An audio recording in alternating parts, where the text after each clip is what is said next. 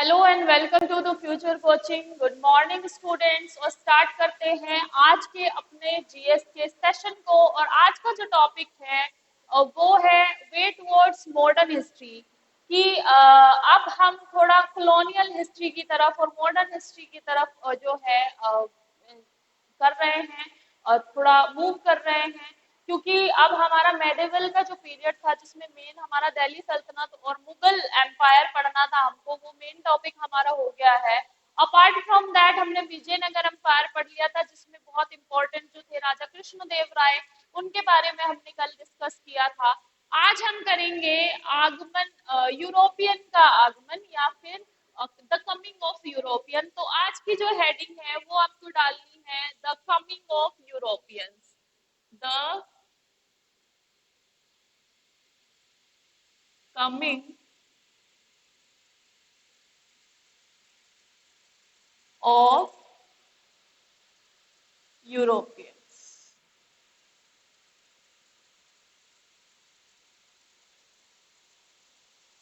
The coming of Europeans and या फिर European का आगमन।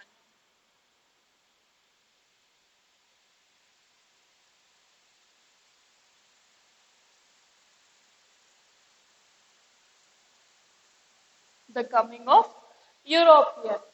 तो ये जो टॉपिक है स्टार्ट करने से पहले इसका बैकग्राउंड जानना बहुत जरूरी है, ताकि आप कनेक्ट कर पाए कि आखिर ये लोग हमारे यहाँ आ क्यों रहे थे। और इसकी जो हिस्ट्री है वो इंटरेस्टिंग भी है और उसके साथ साथ हमारे लिए भी बहुत ज्यादा इंटरेस्टिंग है, बिकॉज वो जो समय था that was the golden period in the Indian history, जब हमारे यहाँ पर जहांगीर जैसा राजा शासन कर रहा था या फिर अकबर जैसा राजा शासन कर रहा था। उस समय यूरोपियंस का इंटरेस्ट इंडिया में इसलिए आ रहा था क्योंकि इंडिया में जो इंडिया का हर चीज में जो ट्रेड है, इंडिया के रेशम का कपड़ा, इंडियन का मुस्लिम कपड़ा, कॉटन का कपड़ा, और उसके साथ साथ हमारे यहाँ पर बहुत प्रीशियस, उस समय में प्रीशियस स्टोन्स थे। और उसके अलावा जो मोस्ट इम्पोर्टेंट चीज इंडिया के पास है इसके क्लाइमेट की वजह से, वो है इसके स्पाइसेस। और स्पाइसेस की वजह से ये जो यूरोपियन है जिनके यहाँ पर टेम्परेट क्लाइमेट होता है, और टेम्परेट क्लाइमेट में वो स्पाइसेस इनके यहाँ उग नहीं पाते हैं, इसलिए उसके लिए भी यहाँ पर आ रहे थे, जिनकी यूरोपियन मार्केट में भारी डिमांड थी। और जो चाइना से यूरोप की तरफ जाता हुआ है एक सिल्क रूट, और वो सिल्क रूट हमारे लिए भी था क्योंकि उससे हमारा भी ट्रेड होता था। तो ऐसा क्या हुआ कि सिल्क रूट काम करना बंद कर गया और जो ट्रेड है यूरोपियंस को हमारे यहाँ तक सी के थ्रू आना पड़ा। तो इसके पीछे एक बैकग्राउंड है, उसमें हम एक मैप बनाएंगे छोटा सा, और उस मैप की सहायता से समझेंगे कि ऐसा क्या हुआ था कि इन लोगों को हमारे यहाँ आना पड़ा था। तो बेसिकली हम मैप में कंसीडर करेंगे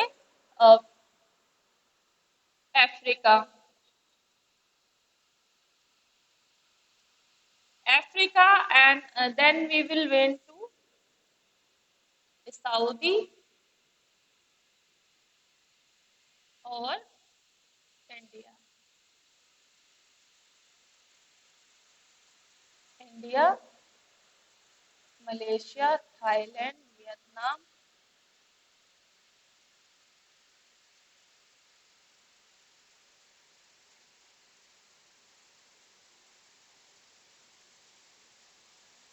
चाइना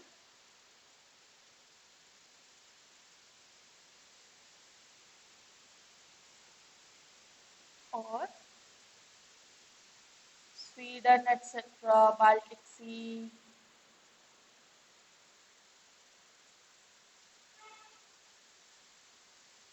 इटली, ग्रीस, ये ब्लैक सी, और ब्लैक सी को सराउंड करते हुए यहाँ पर टर्की और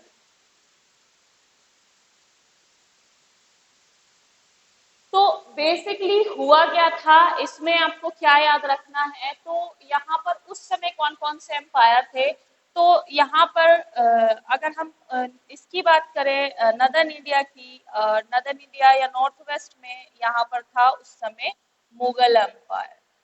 तो यहाँ पर उस समय मुगल एम्पायर था, यानी कि मुगल्स थे। और अगर हम इस साइड की बात करें तो यहाँ पर छोटी छोटी डायनेस्टी थी, यहाँ पर मराठास थे।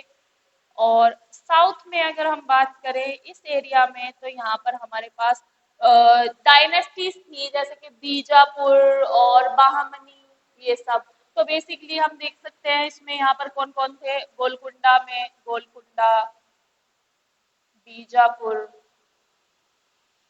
बीजापुर और बहमनी किंगडम थे। और अगर हम यहाँ की बात करें तो यहाँ पर एक डायनेस्टी थी, उसका नाम था सफ़ाविद डायनेस्टी। ये मैंने आपको बताया भी था। सफ़ाविद, सफ़ाविद कौन थे? जिन्होंने हुमायूं की मदद की थी जब हुमायूं भाग के इनके पास चला गया था पर्शिया में। सफ़ाविद थे यहाँ पर। यहाँ पर जो है अरब्स का किंगडम था। और उस समय एक बहुत इम्पोर्टेंट किंगडम था, और आपको उस जगह का नाम पता होगा, उसको कहते थे कुस्तुनतुनिया, कुस्तुनतुनिया, और या फिर कॉन्स्टेंटिनोपल। बहुत अजीब नाम है, कॉन्स्टेंटिनोपल और या कुस्तुनतुनिया। और इसे प्रेजेंट में ये जगह है फेमस इस्तांबुल या इस्तांबुल, और ये इस्तांबुल के नाम से फेमस है। और ये राजधानी ये बहुत इम्पोर्टेंट सिटी है टर्की में। और यहाँ पर इस एरिया में इतना बड़ा एम्पायर था, और ये एम्पायर था ऑफ दी ओटोमन एम्पायर। तो ये किसका एम्पायर था? यहाँ पर तुर्की का साम्राज्य, यानी कि ओटोमन एम्पायर, जिसको फेमसली कहते हैं ओटोमन एम्पायर। अब ओटोमन का नाम भी मैं आपको बताऊंगी कि क्यों इसको ओटोमन एम्पायर कहते थे, ओटोमन साम्राज्य। तो हुआ क्या था, अराउंड 1500 के अराउंड में यहाँ पर एक बहुत बड़ा एम्पायर एस्टेब्लिश हो गया था। वो एम्पायर था, एक छोटी सी ट्राइब थी, काई ट्राइब। और उस ट्राइब के थे जो उसके हेड रहे हैं अर्तुरुल गाजी। इसकी एक वेब सीरीज भी आई है जो कि बहुत लंबी वेब सीरीज है, अर्तुरुल गाजी। तो अर्तुरुल गाजी जो है ये एक कबीले से बिलोंग करते थे, और फिर इन्होंने अपना जो है सेल्जुक डायनेस्टी की जो सुल्ताना है हलीमा, उनसे शादी कर ली थी। और उसके बाद इन्होंने इनके बेटे, इनके सबसे छोटे बेटे जिसका नाम था उस्मान, उसने उस्मानिया जो डायनेस्टी है या वंश है उसकी शुरुआत करी थी। उन्हीं के नाम पर इनका नाम जो है वो ब्रिटिशर्स से लिया नहीं जाता था, और वो उसको ओटोमन एम्पायर कहते थे। ओस्मान नाम उनसे नहीं लिया जाता था। तो यहाँ पर एक डायनेस्टी थी ओटोमन एम्पायर।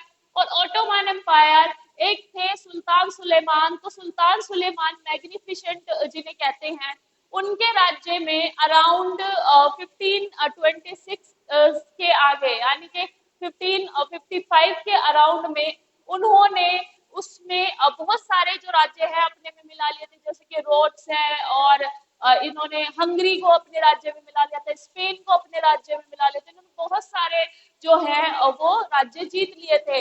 अब प्रॉब्लम कहाँ पर आई थी कि यहाँ पर है, यहाँ पर ब्रिटिशर्स है, यहाँ पर ब्रिटिशर्स है, ये इंग्लैंड है, और यहाँ पर इंग्लैंड है, और उसके साथ साथ अगर बात करी जाए तो यहाँ पर पुर्तगाल है, पुर्तगाल, यहाँ पर फ्रांस है। अब इनको अगर ट्रेड करना था तो तुर्की जो टर्किश का एम्पायर है, इन्होंने यहाँ के जितने भी लैंड रूट है वो सब बंद कर रखे थे। यानी कि आप इस लैंड रूट से किसी भी जो है फॉरेनर को, यानी कि पुर्तगाली, इंग्लिश या फिर फ्रेंच को ये इस रास्ते से इंडिया नहीं जाने देते थे। इनका जो है मोनोपोली हो गया था ट्रेड पर, यानी कि सिर्फ ये इंडिया के साथ ट्रेड कर सकते थे, और इन्होंने ये रास्ते बंद कर रखे थे, जिसकी वजह से फिर ट्रेड रूट ढूंढने की उस समय खोज की जरूरत पड़ गई। और फिर इसमें जो है आप एक पर्सन का नाम सुनेंगे जिसका नाम था कोलंबस। और कोलंबस जब निकला उसके लिए खोज करने के लिए, तो वो इंडिया तो नहीं पहुंच पाया, लेकिन वो वेस्ट इंडीज पहुंच गया। और वेस्ट इंडीज की उसने खोज की थी, और उसके सम्मान में उसे कहा जाता है कि उसने अमेरिका खोजा था, लेकिन उसने अमेरिका नहीं खोजा था, वो सिर्फ कैस्पियन सी तक जाता है। लेकिन अभी भी स्टिल क्वेश्चन आता है कि अमेरिका की खोज किसने की थी? कोलंबस ने। तो फिर जो है ट्रेड रूट सी के थ्रू ढूंढने की कोशिश होती गई, और इन्हीं ट्रेड रूट की वजह से जो है ये लोग घूम के केप ऑफ गुड होप, इसे कहते हैं Cape of Good Hope, Cape of Good hope,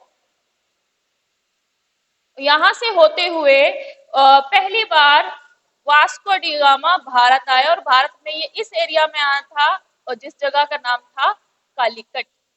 तो केरल में जो कालीकट है, जिसका प्रेजेंट में नाम है कोझिकोड, कोझिकोड। तो अब जो कोझिकोड है वो पहले कालीकट हुआ करता था, और वहां पे एक राजा रहता था, जो डायनेस्टी रहती थी उनका नाम था जमोरिन। तो जमोरिन जो है ये एक डायनेस्टी का नाम है, और जमोरिन जो किंग है उन्होंने इसका बहुत वार्मली वेलकम किया था। और पहली बार जो कोई पुर्तगाली कोई फॉरेनर इंडिया आया था वो था वास्को डिगामा। तो पहला पुर्तगाली आपको याद रखना है कि वास्को डिगामा भारत आया था कालीकट पे, और उस समय जमोरिन का किंगडम था।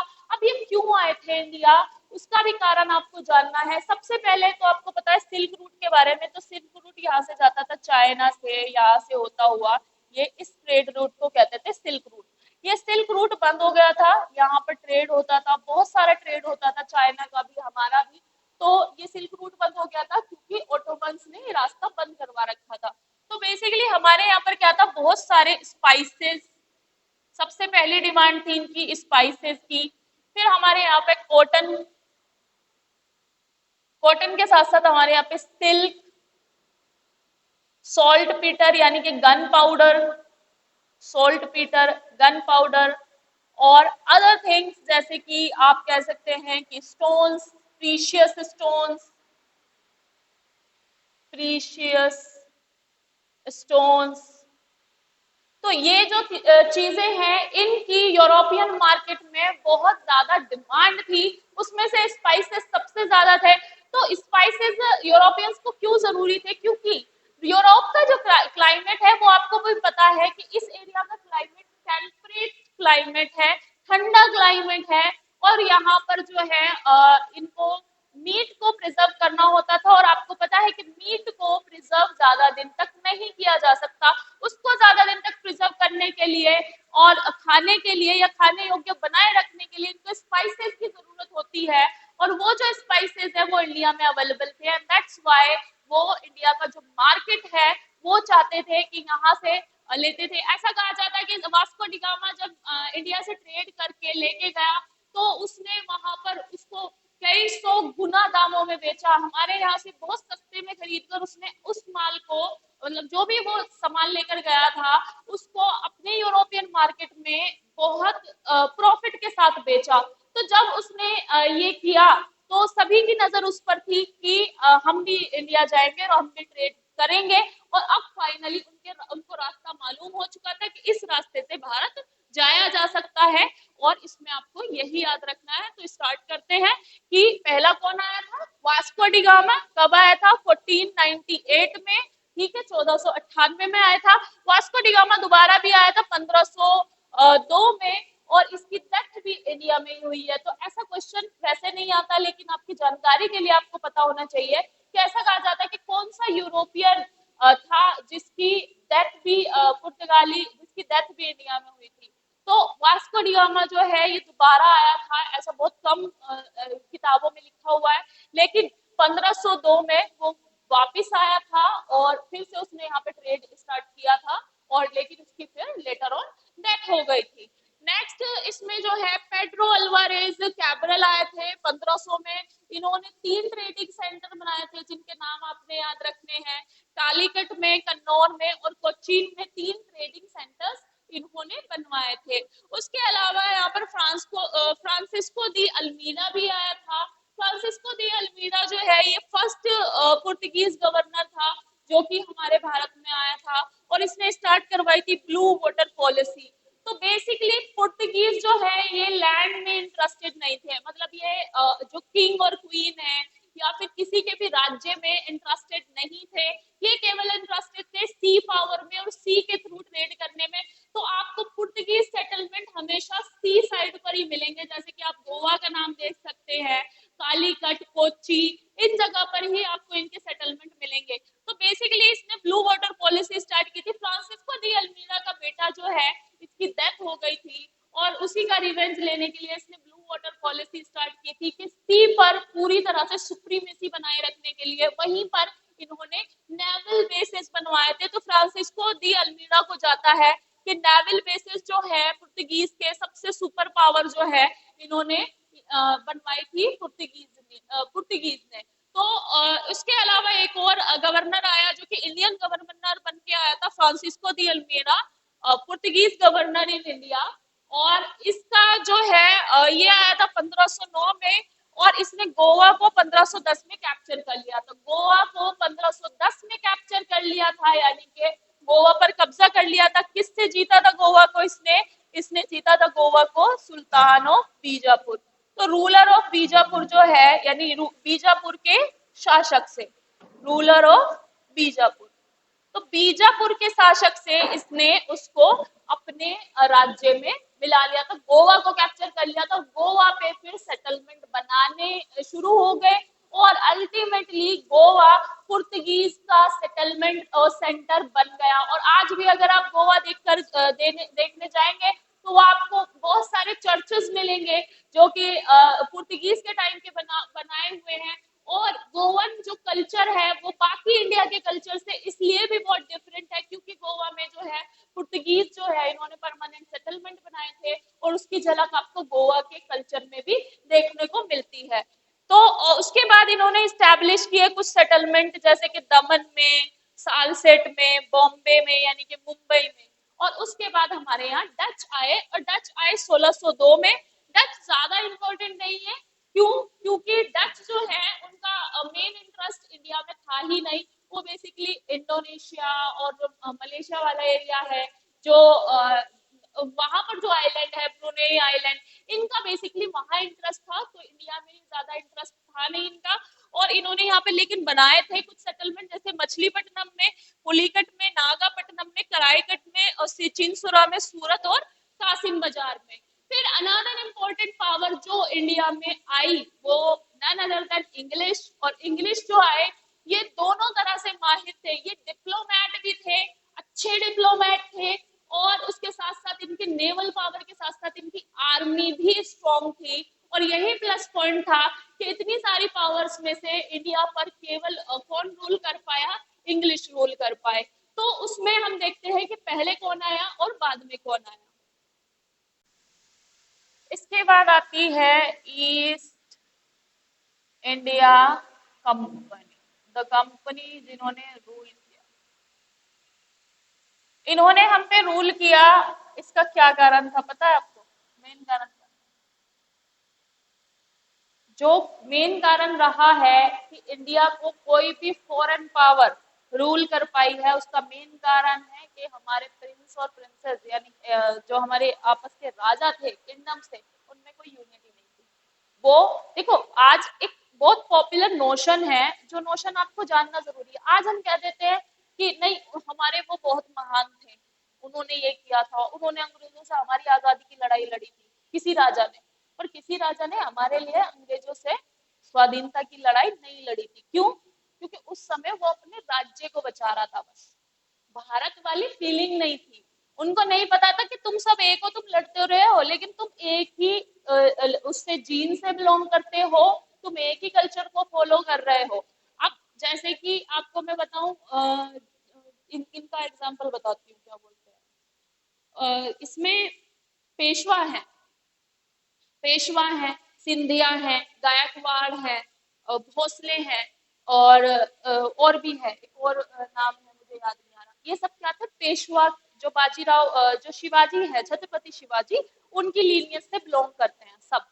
लेकिन जब बाजीराव के जो पुत्र हुए, जो उनके सक्सेसर हुए, उन पर जब कोई हमला करता था ना, तो ये जो भोसले थे, गायकवाड़ थे, ये अंग्रेजों का साथ देते थे।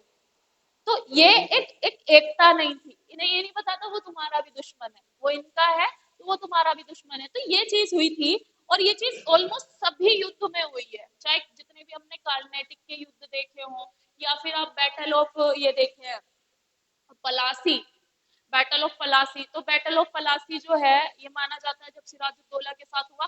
तो सिराजुद्दौला की जो सारी चीज है वो बताई जा रही थी अंग्रेजों को कि वो तुम पे हमला करने वाला, वो सारी चीजें। तो बेसिकली क्या हुआ, यूनिटी नहीं थी, इसलिए ऐसी कोई पावर हमारे यहाँ पे रूल कर पाई। अगर यूनिटी होती तो ये लोग होते ही नहीं, ये लोग ऐसे ही रहते। तो ईस्ट इंडिया कंपनी की शुरुआत करते हैं क्वीन एलिजाबेथ के चार्टर से। तो उस समय क्वीन एलिजाबेथ थी, और क्वीन एलिजाबेथ जो है इनका इनका चार्टर था, चार्टर। और इन्होंने 1600 में एक चार्टर दिया था, जिस जिस समय में ईस्ट इंडिया कंपनी स्टैब्लिश हुई थी अराउंड 1600 में, ट्रेड की करने के लिए। तो ये जो कंपनी थी ट्रेड करने के लिए थी एक प्राइवेट कंपनी, लेकिन क्वीन ने इनको अधिकार दे दिए थे कि आप इंडिया के साथ ट्रेड करें। और उसके बाद जो हमारे यहाँ पर सबसे पहले आया था उसका नाम था कैप्टन हॉकिंस, कैप्टन हॉकिंस। तो कैप्टन हॉकिंस जो है ये पहली बार भारत में और जब आया, और जिस समय ये आया उस समय जहांगीर का दरबार था। तो इसने जहांगीर से हमारे यहाँ पे ट्रेड करने की परमिशन मांगी थी कि हमें व्यापार करने की परमिशन दे दो। तो उस समय किसी भी किंग को नहीं पता होता है कि इनके इरादे कितने मजबूत हैं। तो जहांगीर के टाइम, इवन मैं बताऊं औरंगजेब के टाइम तक हमारी जो मुगल आर्मी थी वो इतनी स्ट्रांग थी कि कोई भी उसके अगेंस्ट में नहीं आना चाहता था। तो एक बार इसको हम पढ़ेंगे आगे, जब इन्होंने बंगाल में अपना बनाना शुरू किया, कि बंगाल में इन्होंने कोशिश की कि वहां पे सेटलमेंट बनाए, और ये बात जब औरंगजेब को पता चल गई तो औरंगजेब ने आर्मी भेजी थी इन्हें खत्म करने के लिए कि भगा दो वहां से। तो ये फिर से वो बन गए कि माफ कर दो हमसे गलती हो गई है। तो औरंगजेब के टाइम तक हमारी जो आर्मी थी नॉर्थ इंडिया में, इसमें मुगल आर्मी जो थी बेसिकली वो बहुत मजबूत थी, एंड दैट्स व्हाई ये तब तक कुछ नहीं कर पाए। जैसे ही इन्हें लगा कि मुगल एम्पायर ढह गया, धीरे धीरे इन्होंने छोटी छोटी जगह कैप्चर करना स्टार्ट कर दिया। तो कैप्टन हॉकिंस आया जहांगीर के दरबार में, और इसने क्या मांगा, इसने व्यापार करने की अनुमति मांगी, ट्रेडिंग राइट्स मांगे, व्यापार करने की अनुमति मांगी। पहले आया था कैप्टन हॉकिंस, अनुमति मांगी। ये आया था उस समय जहांगीर के दरबार में, क्योंकि 1600 के आसपास जब ये आया था 1609 में, उस समय उसकी डेथ हो गई थी अकबर की, और इस समय राजा कौन था, जहांगीर उनका बेटा। 1609, 1609 में। अब इसके बाद एक और पर्सन आया, अब उस पर्सन का नाम याद रखना, वो तो बहुत इंपॉर्टेंट है। और इन्होंने पहली फैक्ट्री कहाँ लगाई थी, सूरत में, है ना। क्वेश्चन आता है कि इन्होंने पहली फैक्ट्री कहाँ लगाई थी, इन्होंने सूरत में पहली फैक्ट्री लगाई थी। तो पहली फैक्ट्री, फैक्ट्री का मतलब है कि एक सेंटर, ट्रेडिंग सेंटर है ना। आज के टाइम में हमने फैक्ट्री क्या कहते हैं, फैक्ट्री जहाँ पे कोई चीज बनती है उसे हम फैक्ट्री कहते हैं, बड़ी सी। लेकिन फैक्ट्री का बेसिकली पर्पस वो क्या था, मतलब कि कोई सेंटर बनाना, कोई ऑफिस स्टैब्लिश कर देना कि यहाँ से हम ट्रेड करेंगे। तो पहली फैक्ट्री या प्रथम फैक्ट्री इन्होंने लगाई थी सूरत में। तो क्वेश्चन आता है कि पहली फैक्ट्री अंग्रेजों ने कब लगाई थी, तो इन्होंने सूरत में पहली फैक्ट्री लगाई थी। और 1613 में कौन आया था, थॉमस रो। ये थॉमस रो, जैसे थॉमस रो कुछ किताबों में थॉमस लिखा हुआ है, तो इसका नाम याद रखना, थॉमस, थॉमस रो। तो थॉमस रो आया था, और थॉमस रो ने थॉमस रो जो था ना, इसको टर्किश आती थी, और जो हमारे मुगल एम्पायर है वो भी तुर्की बोलते थे, उनको भी आती थी। तो क्योंकि इसको तर्किश आती थी, तो इसने राजा को इम्प्रेस करने के लिए थॉमस रो ने तर्किश में बात की राजा से। तो राजा इम्प्रेस हो गया कि भाई मेरी भाषा में बात कर रहा है, अब तुम किसी इंग्लिश से जाके इंग्लिश में क्यों बात करते हो, क्योंकि इंग्लिश खुश हो जाएगा, मेरी भाषा में बात। अब तुम्हें कहीं इंग्लैंड में जाके कोई हिंदी में बोलने वाला मिल गया तो तुम तो खुश हो जाओगे ना, कि भाई ये तो भाई भाई है ना, इसको इंग्लिश हिंदी आती है। तो वहां पे उसने भी यही टेक्निक अपनाई। मैंने कहा ना कि ये बहुत अच्छे डिप्लोमैट थे। डिप्लोमैट वर्ड सुना आपने, डिप्लोमेट किसे कहते हैं वैसे, हिंदी में इसे क्या कहते हैं? डिप्लोमेट जो होते हैं उसको कुछ कहते हैं, कुछ उसका नाम है। डिप्लोमेट का हिंदी में मैं आपको नाम बताती हूँ, फिर इसका मतलब समझना कि डिप्लोमेट क्यों कहते हैं। अंग्रेज बहुत अच्छे डिप्लोमेट थे। हाँ, जो कूटनीति, कूटनीति इसका मतलब निकलता है कूटनीति से। कूटनीति मतलब वो कैसे होते हैं, वो आप हम कहेंगे ये इंडियन डिप्लोमेट है। डिप्लोमेट का मतलब होता है जैसे कि हमारे यहाँ से कोई दूत हम दूसरी कंट्री में भेजते हैं अधिकारी, तो उसे कहेंगे इंडियन डिप्लोमेट है। अब डिप्लोमेट का वर्ड का मतलब भी एक और होता है, इसका मतलब है जो लोग कूटनीति यूज करते हैं। कूटनीति मतलब वो दोनों पार्टी को खुश करके रखते हैं। तो ये बहुत अच्छे डिप्लोमेट थे, दैट्स व्हाई इसने अपनी लैंग्वेज में यानी टर्किश लैंग्वेज में जहांगीर से बात की, और जहांगीर ने फिर क्या कर दिया, फरमान जारी कर दिया। तो जहांगीर को तो भाई हमारे यहाँ के लोगों को तो फायदा होगा। अब कल को ये कहने लगे इसराइल ने जैसा अभी किया है उसके बारे में भी मैं बताऊंगी। कल को पाकिस्तान कहने लगे हमें भारत में एक फैक्ट्री लगानी है और लोगों को एम्प्लॉयमेंट मिलेगा, सुधर जाएंगे लोग और सुधर के ये कहेंगे भाई हम यहाँ एक फैक्ट्री लगाएंगे। फैक्ट्री लगाएंगे या फिर ये कहेंगे कि हम यहाँ पे काम शुरू कर रहे हैं, या फिर हम यहाँ पे इनका पाकिस्तानी बर्गर स्टार्ट कर रहे हैं, कुछ भी ऐसा स्टार्ट कर रहे हैं, उससे भारतीयों को एम्प्लॉयमेंट मिलेगा। तो हमें तो टेंशन होगी नहीं, क्यों, पैसा ये लोग लगाएंगे। अब पैसा लगाएंगे हमारे यहाँ पे कोई चीज करेंगे तो हमारे इंडियंस को भी, और ये और कहते हैं कि इंडियंस को भी हम उसमें काम देंगे। तो जब हमारे यहाँ लगाएंगे तो हमें काम मिलेगा। तो फरमान जो है मतलब परमिशन जो है इंडियन गवर्नमेंट दे देगी। तो इस तरह की चीजें होती हैं। तो जहांगीर ने क्या कर दिया, 1613 में फरमान इशू कर दिया। फरमान का मतलब क्या था, फरमान जारी कर देना यानी कि परमिशन दे देना। फरमान जारी कर दिया, तो फरमान जारी कर दिया तो इन्होंने पहली फैक्ट्री सूरत में लगा ली। लेकिन इससे इनका मन नहीं भरा, इन्होंने फिर और ट्रेडिंग राइट्स मांगे। तो अब और ट्रेडिंग राइट्स किस किस को मिलेंगे, थॉमस रो ने तो कर लिया ये। फिर इन्होंने अपनी फैक्ट्री बनाई आगरा में, अहमदाबाद में, बड़ौदा में और बरोच में। तो फिर इनकी फैक्ट्री कहाँ बनी, आगरा,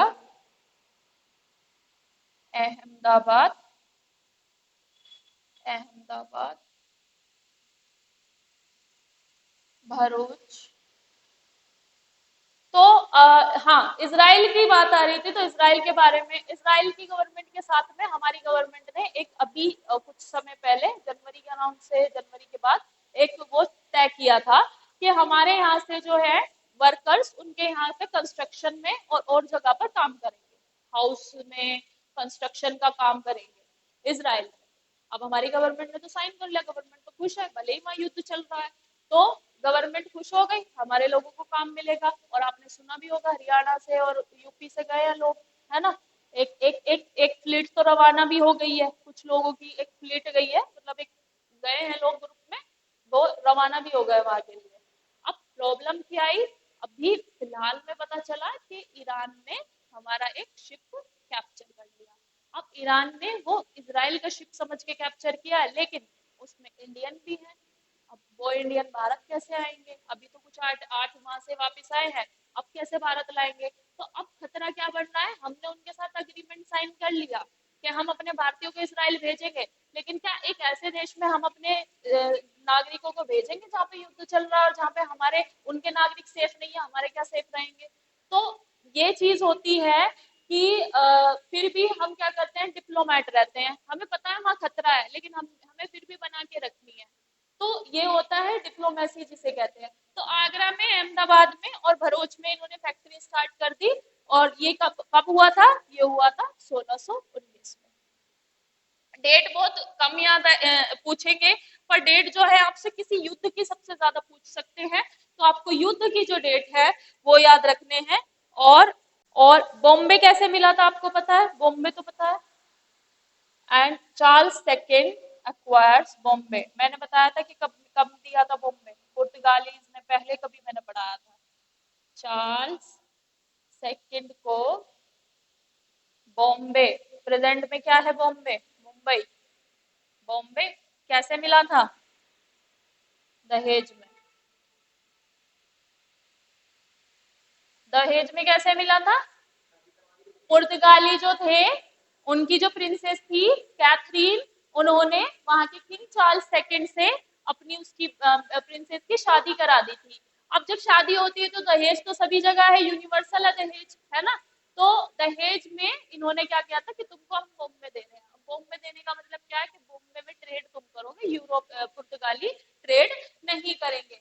तो चार्ल्स को बॉम्बे दहेज में दे दिया, चार्ल्स सेकंड को बॉम्बे मिल गया। अब इनके पास मेन सेंटर हो गया आगरा, अहमदाबाद, भरूच और Bombay. Main centre, trading centre जो है इनके पास आ गए हमारे, और इन्होंने अब यहाँ पर जो है धीरे धीरे अपना वो करना स्टार्ट कर दिया। अब इसमें आपको याद रखना है एक फ्रांसिस डे के बारे में, मद्रास को जिसने फॉर्म किया था, फ्रांसिस डे। फ्रांसिस डे ने मद्रास की स्थापना की। फ्रांसिस डे ने मद्रास की स्थापना की, मद्रास जो सिटी है उसकी स्थापना की, और वहां पर एक चर्च की स्थापना की थी जिसका नाम था Fort Saint George.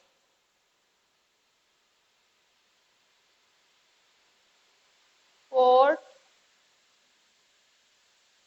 Saint George, Fort Saint George जो है इसकी स्थापना वहां पर इन्होंने की थी। तो अभी तक इतना आपको याद रखना है, और इसमें आगे हम करेंगे।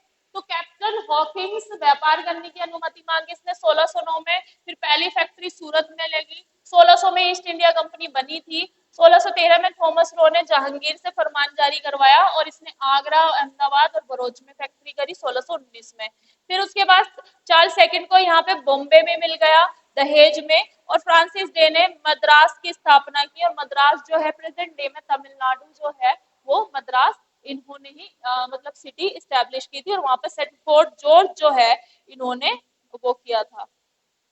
और फिर सूता नदी में इन्होंने फैक्ट्री बनाई। तो फैक्ट्री से क्वेश्चन ज्यादा कुछ नहीं आते हैं। फिर हमें सिर्फ एक याद रखनी है, फ्रेंच ईस्ट इंडिया कंपनी जो कि 1664 में बनी थी। French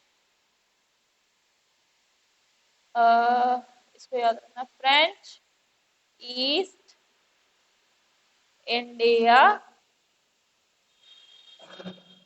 company